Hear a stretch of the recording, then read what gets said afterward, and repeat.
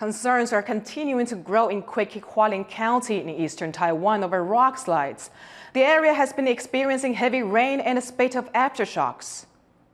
梅雨季节快到了，04、03的影响，地震的影响之下，如果开始100多公吨或是200多公吨的石头掉下来的话，我想一定是跳跃式的，一定会掉到哪里去，我们后果不堪设想。People living downhill from a mine run by the Asia Summit Corporation are particularly concerned. The mountainside in the county's Shilin district already slipped after a big 2019 earthquake. But the landslide has grown bigger since the April 3rd tremor. The company says there is no immediate danger, but that it will draw plans to clear away dangerous boulders.